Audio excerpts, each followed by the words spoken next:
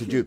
Tout comme Jean savait quel passage s'appliquait, quel passage biblique s'appliquait à lui, Paul savait quel passage biblique s'appliquait à lui. De même, frère Branham savait quel passage biblique s'appliquait à lui.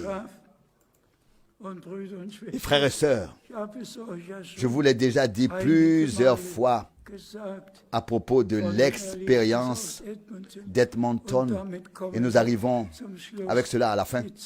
Le temps a passé, mais en 1976, donc 76, alors que le message avait déjà atteint les extrémités de la terre et que la parole du Seigneur était vraiment portée de pays en pays. J'avais les réunions à Edmonton, au Canada, et puis c'est ainsi que Donis Bearblitz est venu de Whitehorse, Ontario, ce samedi matin vers 10 heures et a dit: je voudrais parler au frère Frank. Nous ne nous étions jamais vus auparavant. Puis il a parlé du ministère de frère Branham et soudain il a dit: frère Frank, j'en viens maintenant à ma question. Le ministère de frère Branham est écrit dans la Bible. Qu'en est-il de toi? Ton ministère est-il aussi dans la Bible? Je lui ai foncé dessus. J'ai haussé le ton et j'ai dit: tais-toi, ne dis pas de telles choses. Je lui ai vraiment dit de ne pas poser de telles questions et de ne pas dire de telles choses. C'était donc le samedi. Et le dimanche matin, vous ne vous faites pas d'idée. À nouveau, une expérience surnaturelle que l'on trouve tout simplement si puissante et que l'on ne pourrait jamais oublier. Là aussi, j'étais déjà habillé.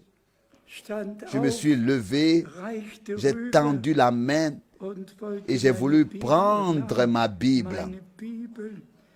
Et juste au moment où j'ai levé la Bible, le soleil brillait déjà dans la pièce.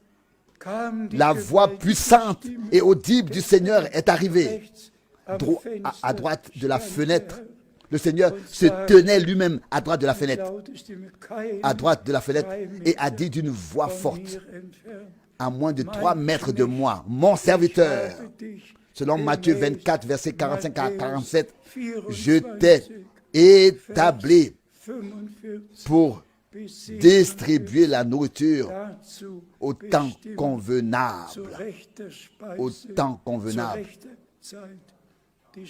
La nourriture adéquate au bon moment. C'est ainsi vrai que cette Bible est vraie. Je me suis de nouveau effondré, mais je suis reconnaissant à Dieu. Le Seigneur a donc pris soin de ces deux choses.